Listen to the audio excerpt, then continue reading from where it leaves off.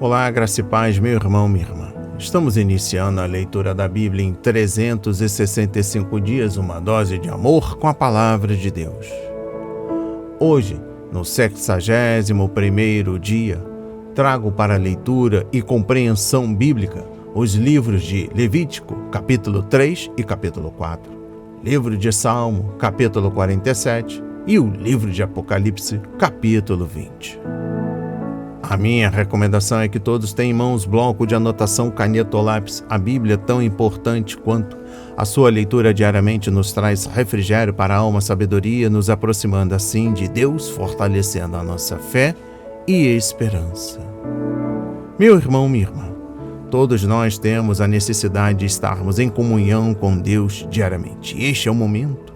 Comunhão através da leitura da Bíblia, ouvir os nossos devocionais diários, orar junto conosco. Satanás não está para roubar o seu carro, sua casa, seu apartamento, celular, relógio, sua roupa. Ele vem para roubar a semente, a sua fé e os propósitos que Deus tem para você. Lhe encorajo a repetir estas palavras. Senhor, revele a compreensão de sua palavra. Precisamos usar todos os recursos que o Senhor tem nos dado. Incentivar aos nossos irmãos a lerem a Bíblia, a estudar, orar. Senhor, me dê compreensão da palavra. A Bíblia Sagrada nos faz gerar a fé, nos faz ter o alimento, a cura, a restauração. Nela encontramos a verdade, pois o mundo vende a mentira, mas a sua palavra nos fortalece com a verdade. Em nome de Jesus, eu agradeço.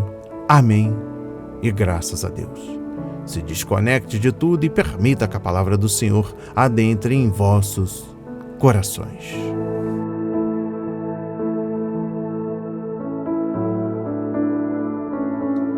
Os sacrifícios pacíficos. Se a oferta de alguém for sacrifício pacífico, se a fizer de gado, seja macho ou fêmea, terá de oferecê-la sem defeito diante do Senhor. Porá a mão sobre a cabeça da sua oferta e matará o animal diante da porta da tenda do encontro. E os filhos de Arão, os sacerdotes, aspergirão o sangue sobre o altar ao redor.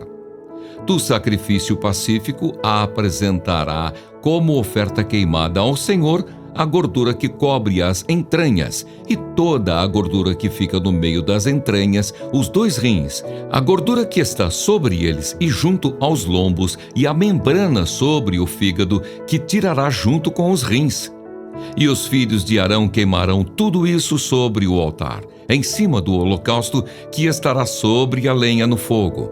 É a oferta queimada de aroma agradável ao Senhor. Se a oferta por sacrifício pacífico ao Senhor for de gado miúdo, seja macho ou fêmea, terá de oferecê-la sem defeito. Se trouxer um cordeiro por sua oferta, a pessoa deve oferecê-lo diante do Senhor. Porá a mão sobre a cabeça da sua oferta e matará o animal diante da tenda do encontro. E os filhos de Arão aspergirão o sangue sobre o altar ao redor. Então do sacrifício pacífico trará ao Senhor por oferta queimada a sua gordura. A cauda toda, a qual tirará rente ao espinhaço, a gordura que cobre as entranhas, toda a gordura que está no meio das entranhas, os 2 rins, a gordura que está sobre eles e junto aos lombos, e a membrana sobre o fígado que tirará junto com os rins. E o sacerdote queimará tudo isso sobre o altar como oferta de alimento ao Senhor. Se a oferta da pessoa for uma cabra, diante do Senhor a trará. Porá a mão sobre a cabeça da cabra e a matará diante da tenda do encontro. E os filhos de Arão aspergirão o sangue sobre o altar ao redor. Depois trará dela a sua oferta, por oferta queimada ao Senhor.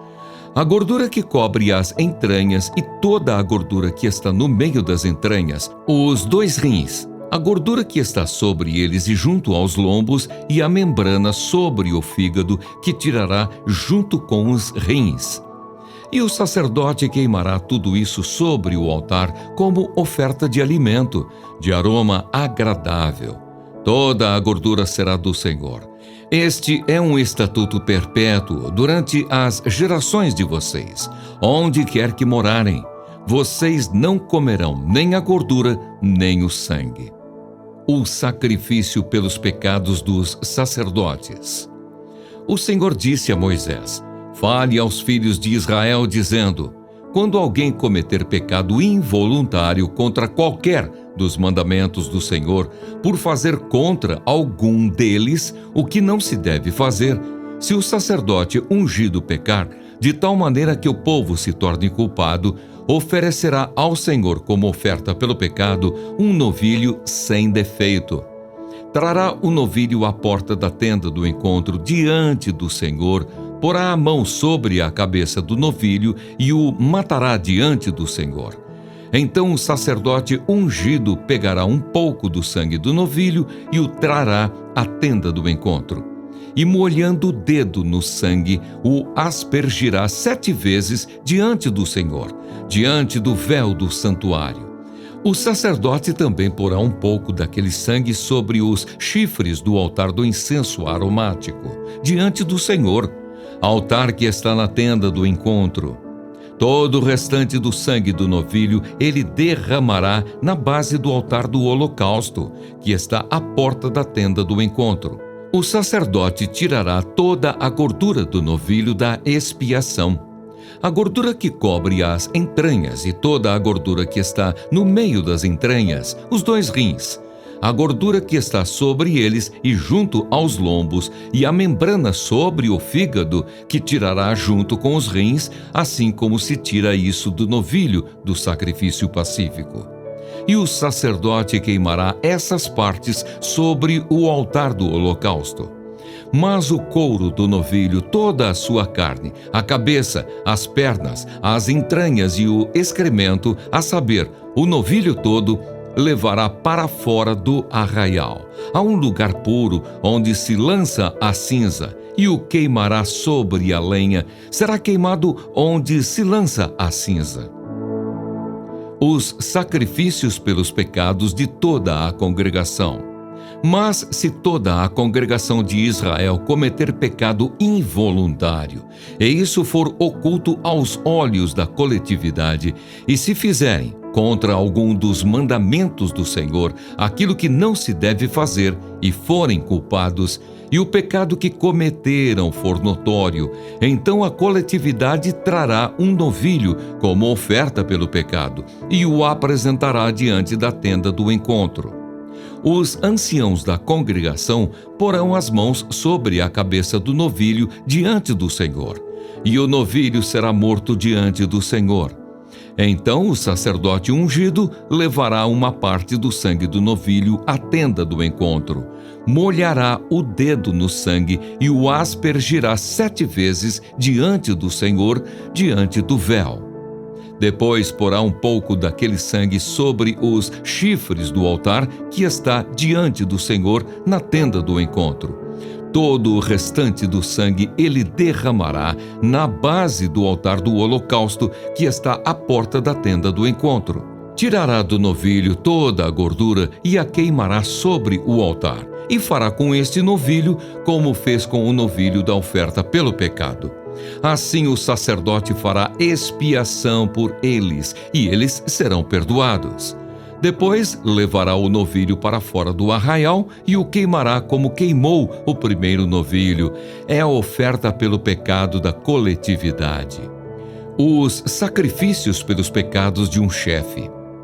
Quando um chefe pecar, fazendo de forma involuntária alguma das coisas que o Senhor, seu Deus, ordenou que não se fizessem e se tornar culpado, ou se o pecado em que ele caiu lhe for notificado, trará por sua oferta um bode sem defeito. Porá a mão sobre a cabeça do bode e o matará no lugar onde são mortos os animais oferecidos em holocausto diante do Senhor. É a oferta pelo pecado. Então o sacerdote com o dedo pegará um pouco do sangue da oferta pelo pecado e o porá sobre os chifres do altar do holocausto. todo o restante do sangue derramará na base do altar do holocausto. Como no caso do sacrifício pacífico, queimará toda a gordura sobre o altar. Assim o sacerdote fará expiação por ele no que se refere ao pecado, e este lhe será perdoado. Os sacrifícios pelos pecados de qualquer pessoa.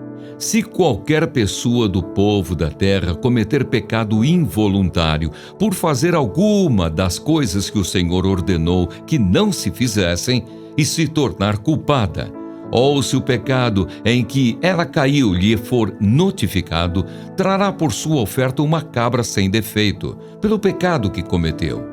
Porá a mão sobre a cabeça da oferta pelo pecado e matará o animal no lugar do holocausto.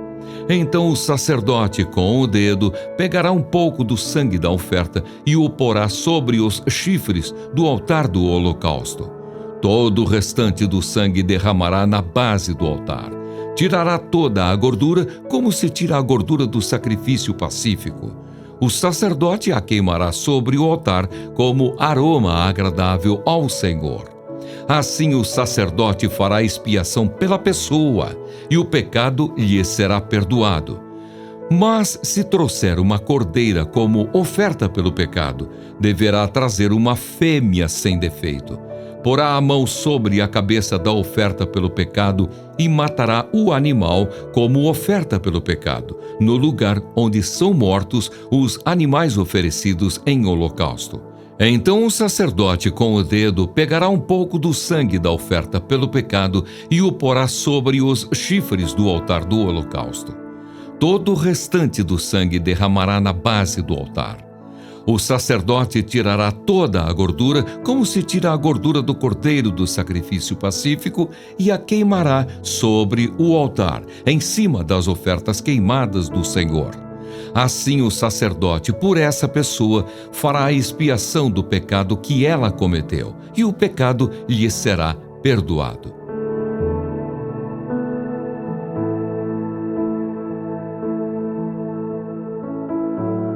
Amém. Compreendendo o livro de Levítico, capítulo 3, trago uma exposição bíblica de todo o livro. Existem várias características distintas sobre a oferta da comunhão ou sacrifício de paz que devem ser observadas. Por algum motivo, o ofertante poderia trazer uma fêmea, algo não permitido em outro sacrifício de animais. Se a oferta não fosse o cumprimento de um voto, o sacrifício poderia ter algum defeito e, ainda assim, seria aceito, conforme capítulo 22, versículo 23. Afinal de contas, aquelas ofertas eram basicamente para ser usadas como alimento para os sacerdotes e a família do ofertante. Então, eventuais defeitos no animal não eram problema. Outro traço distintivo da oferta de comunhão é que ela era a única oferta compartilhada com os adoradores. Depois de o sacerdote haver terminado o sacrifício, grande parte da carne era destinada a ele e o restante entre os ofertantes, que poderia depois desfrutar de uma festa com a família e os amigos. Levítico, capítulo 4. Exposição bíblica dos versículos 1 a 35. A oferta pelo pecado e a oferta pela culpa eram muito parecidas, sendo regidas pela mesma lei. Capítulo 7, versículos 1 a 10. De volta para os pecados individuais que afetavam pessoas e propriedades, pelos quais poderiam ser feita a restituição, a oferta pelo pecado, por sua vez, se focava em alguma violação da lei feita sem intenção deliberada. A oferta pela culpa destacava danos causados a terceiro pelo infrator, enquanto a oferta pelo pecado enfatizava a culpa do ofensor perante Deus. Ao sacerdote cabia examinar a situação do infrator e determinar qual tipo de sacrifício era necessário. Compreendendo o versículo 2, não havia nenhum tipo de sacrifício para quem tinha cometido pecados deliberadamente à luz das leis de Deus. Números 15, versículos 30 a 36.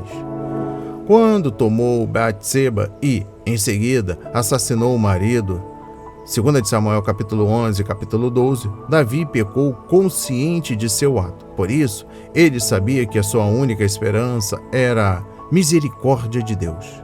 Salmos 51, versículo 1, versículo 11, versículos 16 e 17. Sendo rei, ele poderia oferecer milhares de holocaustos, mas não seriam sacrifícios sinceros. Versículo 19. Compreendendo o versículo 3, a oferta pelo pecado, capítulo 4, versículo 1 e capítulo 5, versículo 13, tinha de ser trazida ao Senhor, não importando quem fosse o pecador. Quanto mais alta a posição social do infrator, mais dispendioso era o sacrifício. Um exemplo de que quanto maior o privilégio, maior a responsabilidade e maiores as consequências. A despeito do animal trazido, o penitente tinha de se identificar como o sacrifício, colocando as mãos sobre ele. Quando toda a nação pecou, foram os anciãos que fizeram isso. Capítulo 4, versículo 15, pois, como líderes, eram responsáveis diante de Deus para supervisionar a vida espiritual do povo. Exposição bíblica dos versículos 11 e 12. Observe que, embora a gordura do sacrifício fosse queimada sobre o altar, o corpo do animal sacrificado era incinerado em um lugar limpo, fora do acampamento. Versículos 8, 12 e 21. Isso mostrava ao povo que os pecados do sumo sacerdote e de toda a congregação poluiriam o acampamento, e que a oferta pelo pecado era santa demais para permanecer em um campo profano. De acordo com Hebreus 13, versículos 10 a 13, isto era uma figura de nosso Senhor Jesus Cristo, que morreu fora das portas da cidade, fora do acampamento, como oferta pelo pecado. E eu finalizo a compreensão do capítulo 4, trazendo o versículo 26 para a compreensão. O resultado desses rituais era o perdão da parte de Deus. Mesmo que os sacrifícios de animais não pudessem tirar o pecado ou mudar o coração do homem, todos eles apontavam para o sacrifício perfeito, Jesus Cristo, conforme Hebreus 10, versículos 1 a 15. Ele é a nossa oferta pelo pecado, conforme Isaías 53, versículo 4 a 6, e versículo 12, Mateus 26, versículo 28, 2 de Coríntios, capítulo 5, versículo 21 e 1 de Pedro, capítulo 2, versículo 24.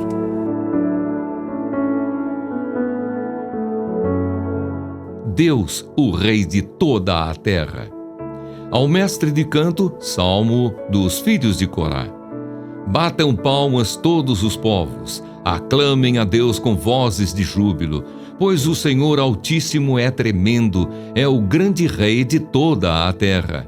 Ele nos submeteu os povos e pôs as nações debaixo dos nossos pés.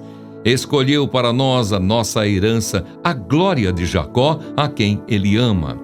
Deus subiu em meio a aclamações, o Senhor ao som de trombeta. Cantem louvores a Deus, cantem louvores ao nosso Rei, cantem louvores. Deus é o Rei de toda a terra. Cantem louvores com um harmonioso cântico. Deus reina sobre as nações. Deus se assenta no seu santo trono. Os príncipes dos povos se reúnem com o povo do Deus de Abraão, porque a Deus pertencem os escudos da terra. Ele se exaltou gloriosamente. Amém. Compreendendo o livro de Salmo, capítulo 47, exposição bíblica dos versículos 1 a 5.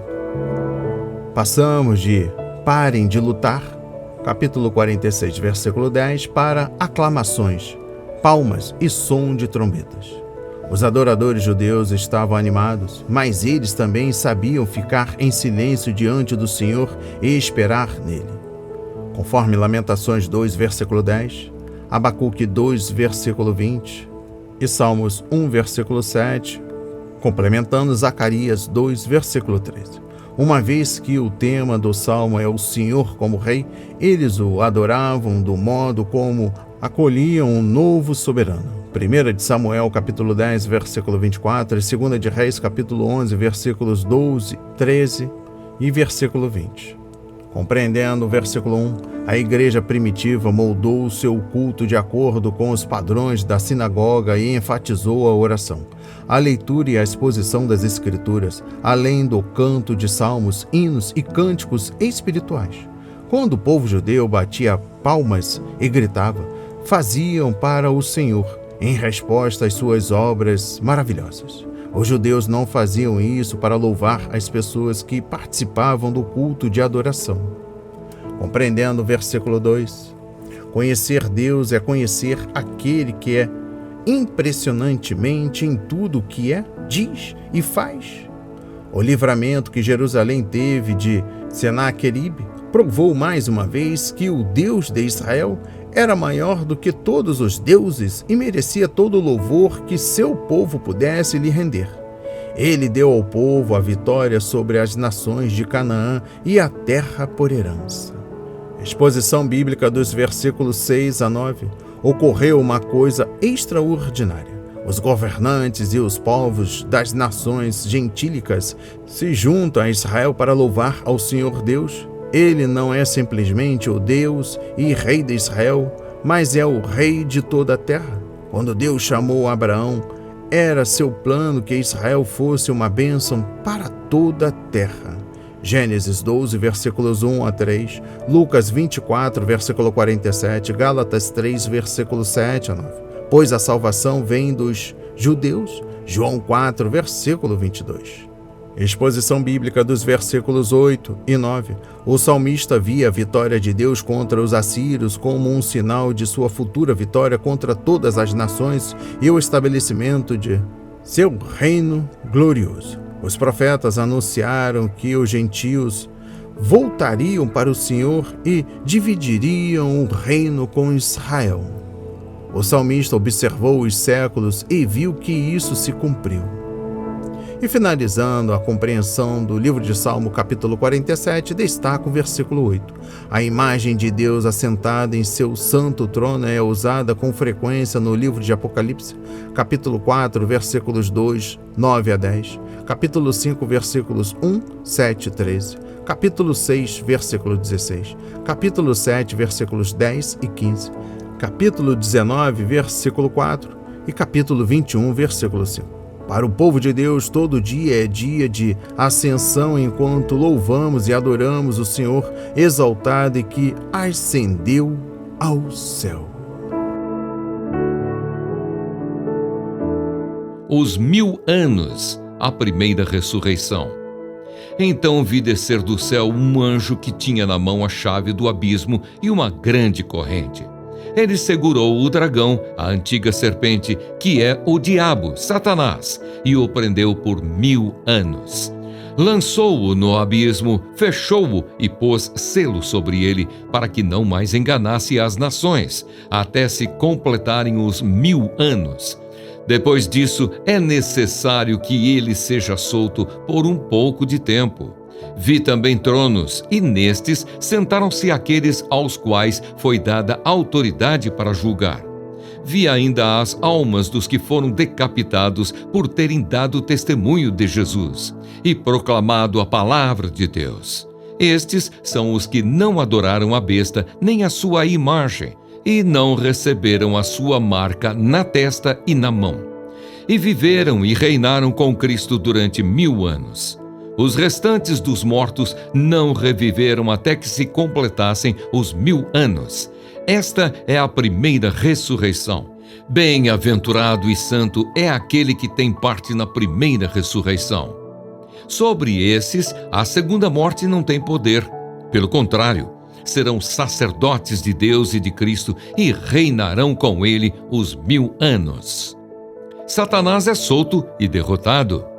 Quando, porém, se completarem os 1000 anos, Satanás será solto da sua prisão e sairá para enganar as nações que estão nos 4 cantos da terra, Gog e Magog, a fim de reuni-las para a batalha. O número dessas é como a areia do mar. Marcharam então pela superfície da terra e cercaram o acampamento dos santos e a cidade amada. Porém, desceu fogo do céu e os consumiu.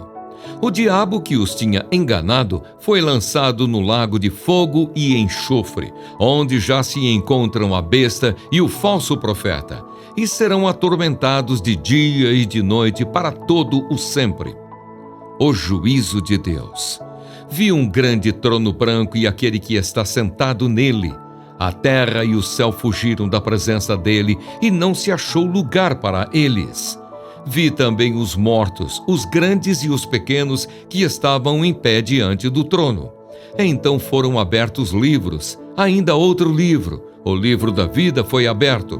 E os mortos foram julgados, segundo as suas obras, conforme o que estava escrito nos livros. O mar entregou os mortos que nele estavam. A morte e o inferno entregaram os mortos que neles havia, e foram julgados um por um, segundo as suas obras. Então a morte e o inferno foram lançados no lago de fogo. Esta é a segunda morte, o lago de fogo. E se alguém não foi achado inscrito no livro da vida, esse foi lançado no lago de fogo.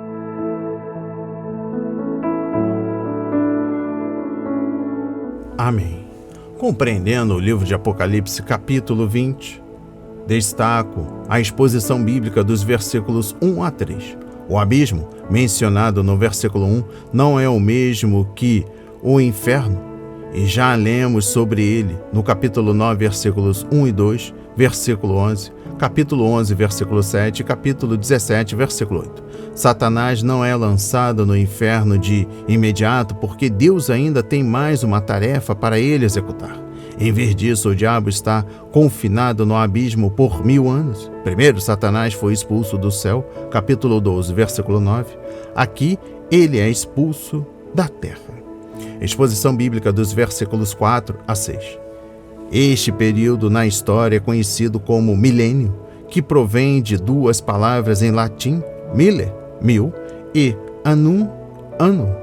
O reino de 1000 anos de Cristo na terra. Por fim, Cristo e sua igreja reunirão sobre as nações da terra, e Israel desfrutará das bênçãos prometidas pelo Senhor.